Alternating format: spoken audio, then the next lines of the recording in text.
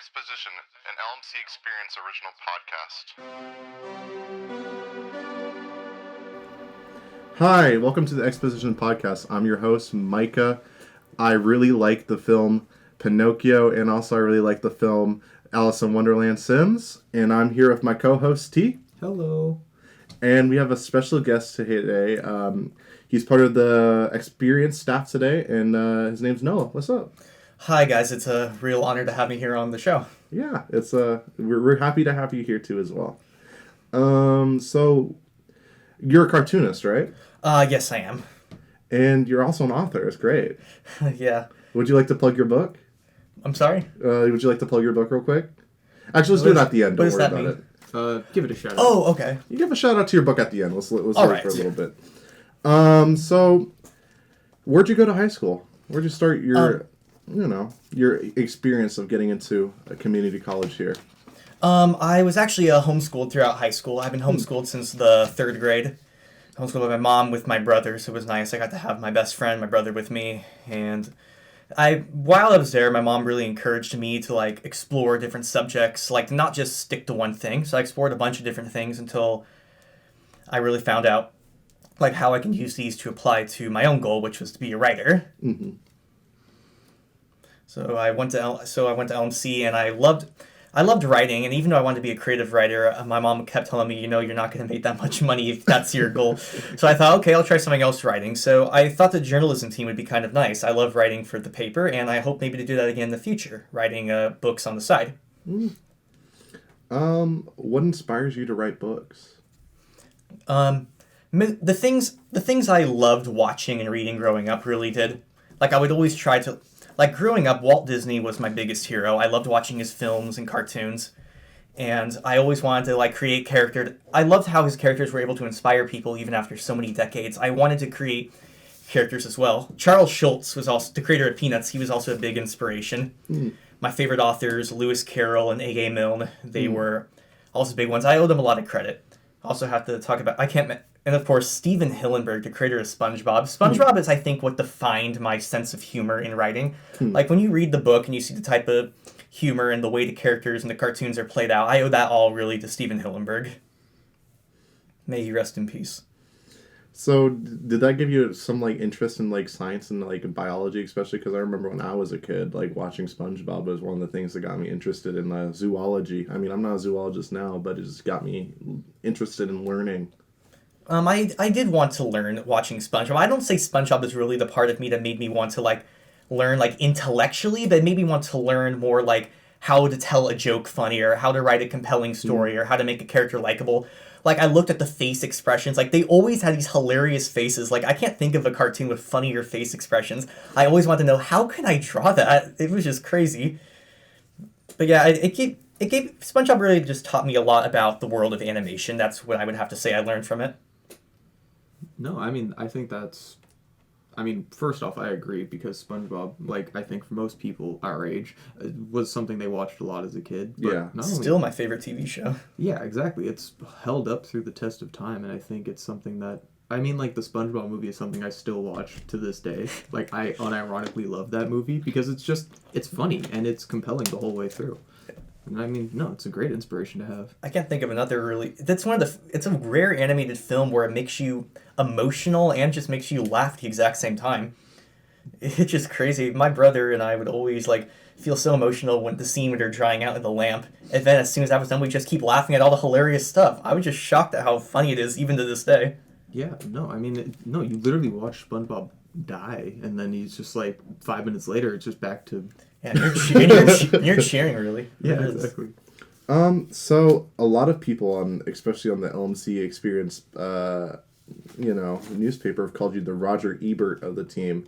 Do you think Roger Ebert is one of your inspirations? And if so, what do you think inspires you about him? Roger Ebert definitely is an inspiration. I've been following him for years. He, in my opinion, is the greatest American film critic. Not because of his taste, but because of the way he explained why he liked a film or why he disliked it. Even if there are a couple reviews, I agree with most of his reviews, but the ones that I disagree with, I still like, because they're still very well written, and I can understand why. He was never, mean in a way. Like, he was always civil, like, brought up. Like, I think his review really helped to show me, like, how to develop a story and the theme, and definitely as a critic, I take the most inspiration from him. I hope to maybe continue being as a critic, and thank you, Roger, for the inspiration. Do you think you're going to so if you're possibly working for a newspaper, do you think you might want to get into, like, film criticism or... Oh, yeah, definitely. I would like to write perspective pieces, film criticism, maybe interview people that are working on the film as well. I don't know, I could even do food criticism. I don't know, I love Gordon Ramsay and Kitchen Nightmares, so I could see myself doing that. I mean, just criticism I think is a lot of fun. That's fair. No, and I think it's a big part of, like, writing too. Like, a lot of writing ends up being critique, even if it's definitely. Even if it's fictional or narrative in purpose, it still ends up getting around to, it usually says something about, society, the way we live, the way we do things. And I think Here's a question, of course. question for you. Do you think criticism is in a way what has, like, got us to this area of what good media is? Or do you think, like, what's a film criticism is just, like, it's just there and it's just kind of, like, annoying, just people pestering other people about their own opinions? Well, to be fair, criticism has been around since very, very early. I mean, it's been around for thousands of years. Like, even if someone, like, built, like, a wheel or something, they would say, no, this doesn't look good, like, repaint it or something like that. Film criticism, though, has been around for not as long, but still a long time. I feel like Roger Ebert and Gene Siskel are the ones that really introduced it to media, like the At the Movie show that I loved watching when I was younger. But I feel like criticism nowadays gets kind of a bad rap because people, like, especially in our generation, they'll like something even if they admit it's not really good. They'll just enjoy it because they think it's just fun and enjoyable. And I feel the same way when I watch movies. There have been movies I've seen recently that I say, oh, this is fun, enjoyable, but I wouldn't call it good because of how it's paced, how it's structured, how the characters develop, whether the humor takes away the tension and weight of the scene. I feel like a lot of movies do that nowadays. It's refreshing when I see films like The Batman or Dune, Jojo Rabbit, or stuff like that really just are pretty solid films that feel like the old school films. I long for more films like that. So do you like, because a very prolific person is, like, going back old school all the time is Quentin Tarantino. How do you feel about his films? I am embarrassed to say I've actually never seen a Tarantino film. Really? Ooh. I've seen Scorsese and I've seen Christopher Nolan. Mm-hmm. And, of course, Steven Spielberg and Robert Zemeckis. Yeah, for sure. My favorite director is John Lasseter. He directed the Toy Story films, A Bug's Life, and Cars. I just love his... Like, he revolutionized animation, like the very first computer animated film. And I love how he portrays characters. Like, he wasn't afraid to take risks. Like, the Toy Story... Toy Story 2, like, the whole Jessie thing, like, she sings her songs, like... Nowadays, they would probably be scared to put that in a film because they say, well, kids are going to get bored watching a montage of a cowgirl singing about how she was, like, lost as a kid, by her kid. But really, it ended up being the most emotionally powerful scene in the film. Like, they don't feel like cartoons. They don't feel like computer data. These characters feel alive. And that's something that John Lasseter did so much. That's something I wish was still in animated films nowadays. They feel like they're catering to a younger demographic. Like, they're always, like, trying to throw in a joke or be colorful or have this cliche type of moral almost. But Toy Story, the first 11 Pixar films are perfect in my mind. I mean, they felt mature. They felt sophisticated in depth while fun and youthful at the same time. There's something nostalgic and conservative about them while being modern at the same time. It's hard to explain. But yeah, I owe it a lot to John. That's why, really, he's my favorite director.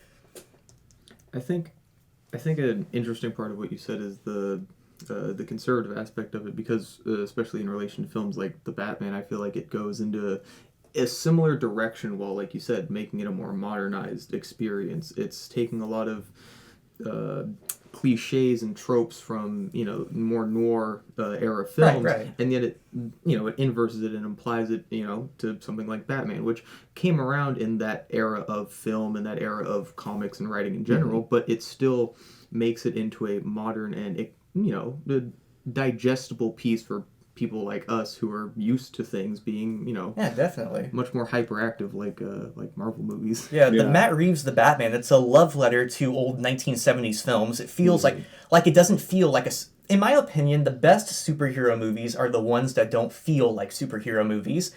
The Batman's a good example. Same as the Spider-Man trilogy. I like to ask myself, if you take out the costumes and the action and the powers, would the movie still hold up? And in the Sam Raimi Spider-Man trilogy, in that case, in my opinion, yes, definitely. Spider-Man 2 especially. Mm-hmm. Well, what about like movies like Blade? Because I love Blade as like to hell, because it's so stupid. But it is like for sure you can't see it in any others. But like I don't know. I've actually never seen Blade. You should check it out. It's awesome. It's the funniest and most interesting bad movie I think I've seen. Like it's not made to, you know, be considered good film. It's made to make money, really. It's not even that. I think it was just to be a spectacle, because it, like, that opening scene. Yeah. The opening scene is a vampire rave basically, and he shows up and, you know, he does Blade things. Huh. And it's, you know, it's bombastic. It's insane, but there's also no real, like, you don't know what's going on when you sit down and watch it for the first time. You're just like, okay, this is what he does now. I guess this is the movie. Like, is there any type of character development or anything for him? No, dear God, no. And it's a trilogy too. So wow. Yeah, you get 3 movies of the same guy doing the same thing the whole time. I've never seen any of those films, but from the sound of it, it sounds like it's a complete failure as a series. It sounds like it, and yet I think... But at least it's fun, like you guys say. A lot of people would argue that it's probably the predecessor to what we have in more modern takes on action superhero movies, especially things like the Dark Knight trilogy. It definitely, like... The Dark Knight trilogy is great.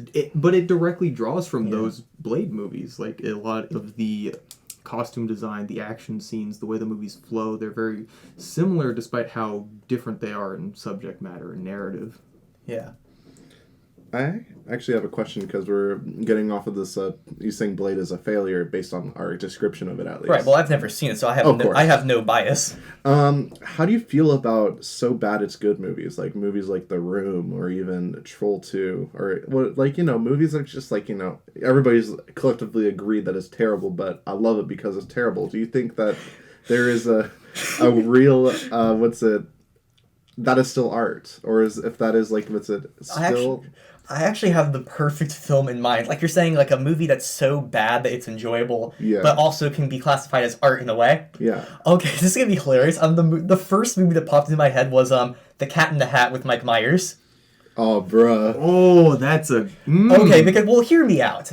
There's no doubt the movie is bad, but it's hilarious. Like, it's comedy gold, really. Like, I can't explain it, but there's something about it. Like, yes, it's terrible, but it's funny at the same time. But there's a lot of stuff that I still like about the film, like the production design, the costumes, and the way it's filmed. I mean, like, the effects, they're practical effects. They actually had, like, wires and, like, hats that were remote controlled to do things like that, real makeup and stuff like that. It's impressive, really. Like, it feels like a Dr. Seuss book come to life. Like, I feel like if they CGI'd the whole thing, it would have been a train wreck. But now I understand there are some scenes that you cannot pull off practically, which is why CGI is needed. But I feel like The Cat in the Hat really does it well. Like, I still laugh every time I watch it. It's hilarious. Oh, when was the last time you saw it? Because I know last time I saw it, I was a child, and I was terrified of that movie. I thought seeing a 6-foot cat with a big You didn't think it was funny? I thought it was funny, but then I saw him, and I was like, what's happening here? Well, hey, he looked better than Cats 2019. I'm not arguing with that one. That's true, but I think I saw it actually pretty recently, and I remember because there's a joke in it where it's like implied that the cat's their parents, like the two children's like dad. Wait, really? I never put up with There's that. like an Seriously? innuendo in there where it's like the cat like had sex with the mom of the two children, and that the two children came out of the cat. Where did you get that from? I vaguely remember that because I know I've seen a post where people like were discussing that, so I know that happens in the movie. I just couldn't tell you when, where, or why. But that feels like the entire movie too. Like, I feel like the entire thing is like, what's going on? Why are these things happening? But then it just keeps happening. I wouldn't, like The Cat in the Hat, I wouldn't call it really a film adaptation of a book more than I would call it a film adaptation of being a child reading a book. Like, it's a child's imagination come to life. Like, I'm reminded of Joel Schumacher's Batman Forever, Like it's not really a Batman adaptation. More if it's like an adaptation of a child playing Batman in the backyard with their friends or their little brother. Like it feels like it. Like the colorful backgrounds, even the music sounds kind of campy. Like it's a child humming their own score. Da da dun dun dun dun dun. That's what I have. Like I saw, like I could feel like Joel Schumacher was like opening a comic book. Like he's adapting what a child feels when they open that comic book for the first time. Like all the neon lights and everything. It's a kaleidoscopic. I don't know if I'm saying that word right, but a colorful extravaganza. And I'm actually one of the few people that doesn't think that movie's bad. Now, as an avid comic reader and Batman fan, I will agree with you that it does certainly feel like Silver Age Batman, especially, you know, with the, like when he did the rainbow costume or when he had a train and stuff like that. Right. There was a lot of camp to early Batman, and I feel like that movie, it synthesized it down to its core while also making it modern for its time. I don't know if I agree that it's not a bad movie, because I do think there are a lot of... I think it's a decent movie. I wouldn't call it good, but I'd call it decent almost. Yeah, because there are still some like fundamental film flaws to it, but I definitely see what you mean by there are movies that definitely embrace the whimsical aspects of it, the childlike aspects, and while I don't necessarily think that's bad, I also think that, you know, there are detours taken that then impact it on like an artistic, meaningful level. You know what I mean? Right. Because I also don't know if I'd say there's anything like meaningful from Batman Forever. Well, I feel like Batman Forever was the first live-action Batman film that actually tried to give Batman an arc, to try to focus on him almost. Like, I feel like Tim Burton's Batman, Batman Returns, and Batman and Robin were all about the villains, really. Whereas Batman Forever, I feel like, well, like the Batman credit card. Well, I mean, say what you will about the Schumacher films. I think Joel Schumacher made Batman more heroic than Michael Keaton's ever was. Like, he feels more heroic. He feels like he actually has, like, depth. Like, I'm not saying the movies are good, but I'm saying, like, he actually has an arc in them. Like, the first, like, Batman Forever actually does focus on him, tries to explore his past, even though it doesn't portray it as well as I hoped, it still does that. Batman and Robin is all about... like him and Robin finally trying to accept each other, understand each other, and become like a real family, a partnership. Like again, I'm not saying these movies are good or bad. I'm just saying I feel like they fleshed out Batman's character more. Oh yeah, for sure. Like Batman, like watching Tim Burton's Batman, there's a line in the film where a police officer says, "Who is this guy?" And by the end of the movie, I was still asking that question myself. It doesn't help that, especially in movies like that, like Tim Burton's, Batman kills people, and like that's fundamentally opposing to most Batman anything. Interpretations. Like I feel like like people are always saying, Noah, you like The Dark Knight, but he killed Two-Face in that film, so why are you against the Tim Burton films? But I feel like there is a big difference. Hear me out. Remember in the Batman '89, he wants to kill the Joker after discovering the Joker killed his parents. He meets him at the top of the tower and eventually overpowers and kills him. There's no wait, there's no confusion, there's no like hesitancy, like there's no debating whether or not I'm doing the right thing or not. He's like built on that and goes and does it. There's no wait whatsoever. Whereas in the Dark Knight films, the whole thing is he going, like they were trying to get Batman to break his rule, but he's saying I won't until at the last minute he has that wait. Like even in Batman v Superman, like people are always saying it's all part of his arc, but really it isn't that at all, because he still kills the people in the warehouse even after he spares Superman's life. So that's the difference to me, really. Well, and I think that's another big part, kind of looping it back to where we started before with critique and narrative and all that. The character of Batman and his no whole killing policy is kind of the crux of most, I feel, narratives in general. Like Definitely. The core aspect of can justice prevail without the necessary use of extra violence is a pretty quintessential argument, I feel. And I feel like despite the fact that it keeps getting made so many times, they still keep giving the wrong answer somehow, and it always seems to impact the deeper narrative of those films because they either ignore it or they come about it in a very what's the word I'm looking for, lopsided way, you know, like they want to say that killing is bad, but then he does it, so they have to make it make sense in the context of the movie, which... But it doesn't always work is the thing. Most of the time it doesn't, at least in my opinion. Yeah, I mean, I just don't get why it's so hard for people to understand. Batman should never kill, period. Yeah. Alrighty, I have actually a very interesting question for Sure. you. Do you think traditional animation's dead in the with the introduction of 3D animation especially? I would say it is significantly endangered. I know Japan still uses traditional animation for like certain anime and stuff, but in America, yeah, I mean, with Pixar, the success of Pixar sort of had that, like, when Pixar had the success, they created this sort of, it sort of led to this sort of myth saying that creating a 3D animated film is foolproof for making a successful film. But really, it wasn't the computer animation that made these films so successful, it was the storytelling. And I feel like people got wrapped up in the technical aspect, trying to be as great as Pixar, but failing to truly see how it really made it. I feel like it saddens me really that we don't see any traditionally animated films anymore. Like, it's still my favorite form of animation. Do you think that also because now there's like a lot of issues with workers' rights for cartoonists and especially for people who work at like Disney, Marvel and stuff like that? What is your take on crunch time and especially for people in the workplace where they have to work extra hours without any pay for in order to get this product out on time? Well, I can't speak for all animation companies, but for Marvel especially, I feel like the problem is because their movies and their shows, I think, are rushed nowadays. Like, I miss, like, in Phase 1, where, like, you only had, like, 1 or 2 films a year. In my opinion, they should only do about 2 films a year. But they've been, like, 2021 especially, they had, like, 4 different films, like, 6 different shows, and I think it's ridiculous, really, that we've come so far financially, but they're all regressing in the terms of actual filmmaking. Like, take any shot from Phase 1.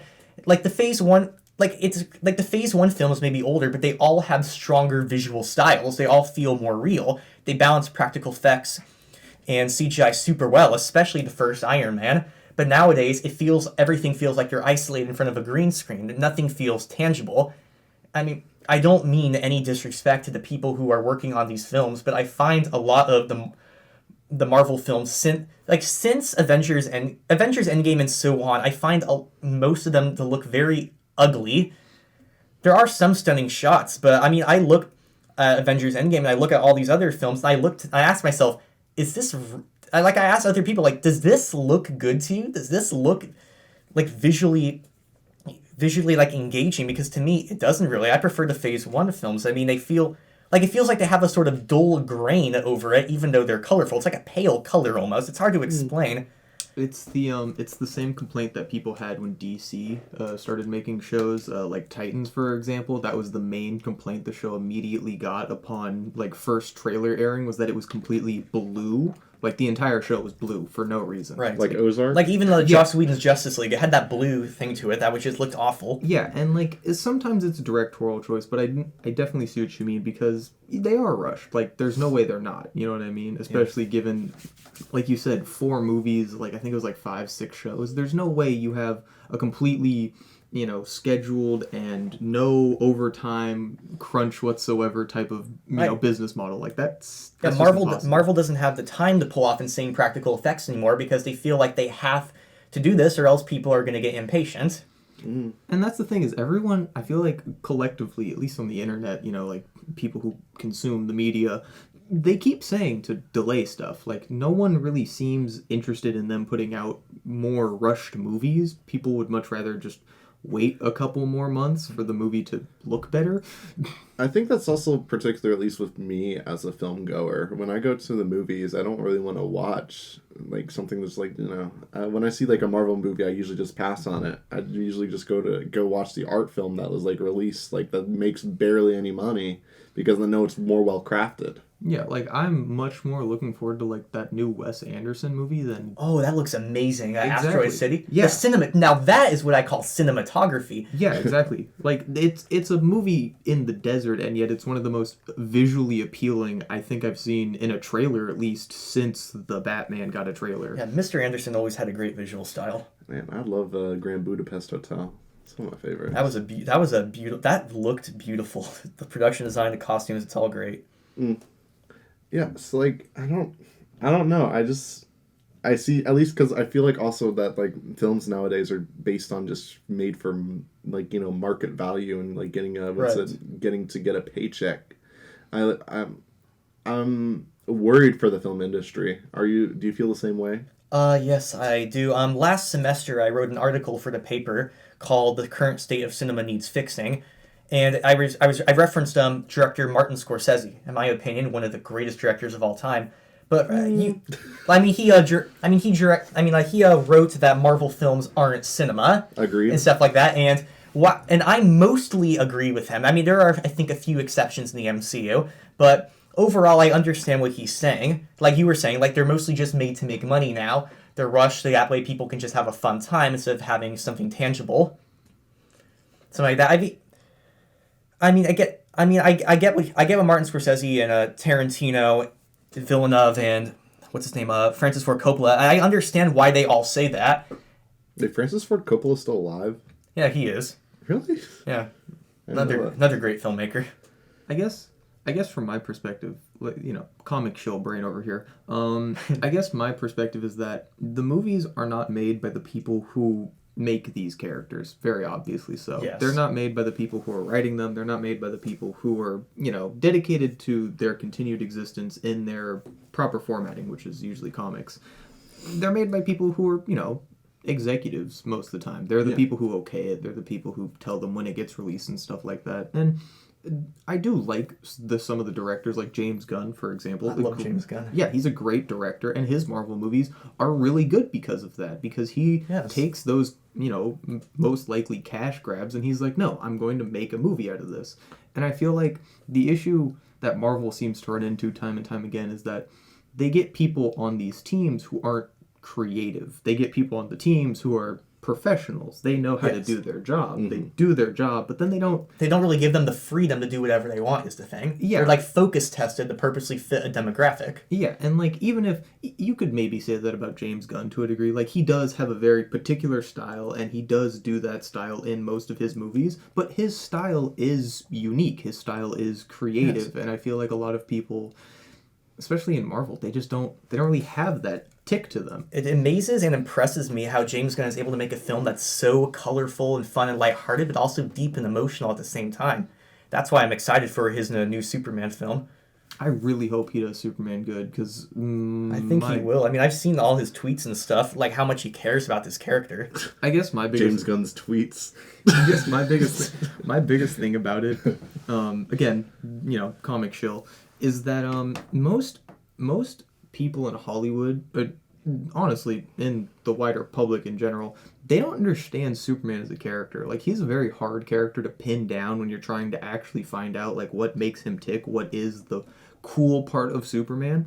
And most people don't really seem to understand what that is, because when Zack Snyder took over, he was just like, yeah, he's just an immortal god, right? But he left out the humanity, really, the lightness, the hopefulness, the optimism of Superman. Yeah. The down to earth Boy Scout nature. Yeah, exactly. I feel like Superman needs color. He needs lightness. He needs to be lighthearted. I would love it if they made another live action PG rated Superman. Like the Richard Donner Superman from 1978, I feel like got everything right about the character. And I want another film like that. I don't know, at least personally, because I'm a more cynical. When I watch a superhero movie, I'm like, this is such bullshit. Well, because that's what's supposed to make him interesting, though, is that's why his main villain is Lex Luthor, the nihilistic capitalist, the guy who cannot see past his own vision, so he doesn't, But like, I feel like for Superman, I've seen the show The Boys. Mm-hmm.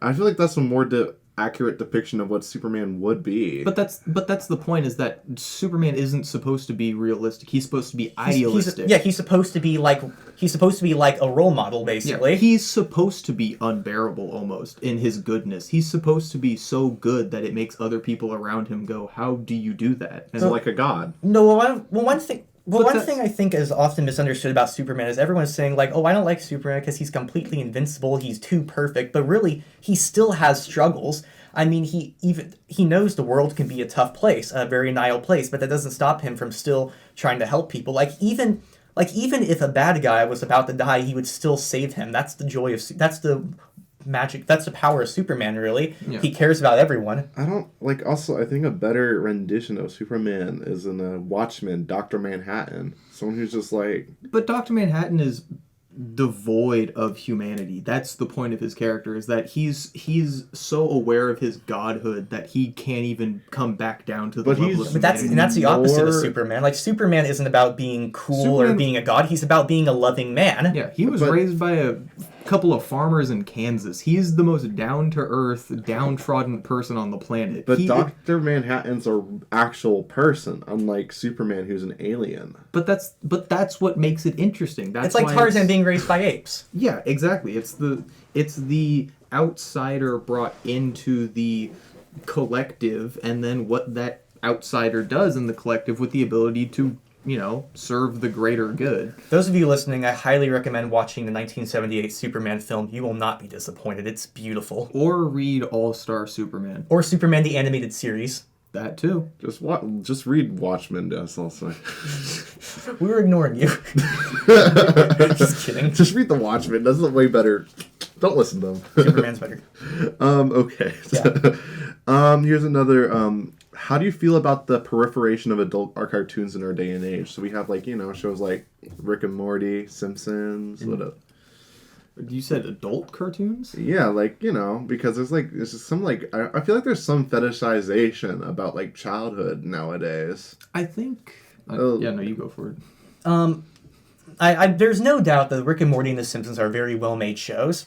Mm-hmm. Personally, though, the people who make them are very talented. However, me personally, I wouldn't make something like that, because what I like about cartoons is, like you were talking about, childhood. Like when I watch a cartoon, I like watching cartoons because I like seeing childhood explored. Really, seeing the fun nature of it, seeing these people trying to make something inspiring and also fun at the same time. Like I'm reminded of Batman the Animated Series, SpongeBob, the original Teen Titans, and stuff like that. I feel like there's a lot of adult animation nowadays. I feel like animation, even for kids, is getting a little almost edgy in a way. I feel like there's nothing. I feel like cartoons nowadays are super, super modern. Like you wouldn't see a cartoon like from the 30s, like Mickey Mouse walking through a forest trying to hunt something with his dog or going fishing or something like that. It would feel too outdoorsy, too down to earth. They have to make it where he goes to a fast food place and drives a monster truck down a multi-laned highway at the speed of sound or something. Mm-hmm. I feel like cartoons almost need to be. I miss gentler cartoons almost. Even Looney Tunes felt gentle, even though it still was crazy almost. I think a big aspect of it comes in the philosophical aspect. If anything, it's postmodernism for the Right. most part. The idea that a lot of what we do nowadays is very meta-contextual. We have to be hyper-aware of ourselves, and that bleeds into how people write and create stories. So I feel like that's definitely a big aspect of it. That's also not to say that all adult animation's like that, because I'd say a really good one recently was Samurai Jack. They renewed it, and instead they made Samurai Jack bloody. It's awesome. Or something like Invincible. That's an adult animated show, but it's just adapting the comic. It's not doing anything different, not doing anything new especially, but it's just telling the story that was told. And I feel like, for example, something like the newer Teen Titans show, the Teen Titans Go? Yeah. It's a very... It's I an actually okay think show. Teen Titans Go is actually pretty hilarious. But it is a lot more meta-contextual than the Yes. original. It's very self-aware, and I feel like it works to its detriment sometimes, but when done well, it's really good. And I think that's the issue, in my opinion, is it can be done well, but when Yeah. it's not good. I mean, I watched Teen Titans all the time when I was 10 or 11 when the show first came out. Mm-hmm. And one thing I miss is that in season 1, every episode was pretty much them fighting crime and doing superhero stuff. But nowadays, like you said, it's all just meta, having celebrities and stuff. While I still think the show is good, I don't feel like it's as good as it used to be. Any opinions? Teen Titans Go? Yeah. I mean, think people Yeah. Oh, sorry. I mean, I feel like people are always saying, "Oh, it's nothing but bathroom humor and stuff like that." But I feel my question to them is, have they ever actually seen an episode? It's full of so many Easter eggs that no audience would ever get. Like, there's an episode where Robbins visits the Batcave, and there's like an urn in the background that says Robin 2 on it with a crowbar next to it. Like, they also reference the long table where Michael Keaton had a date in the Tim Burton film, stuff like that. I don't know.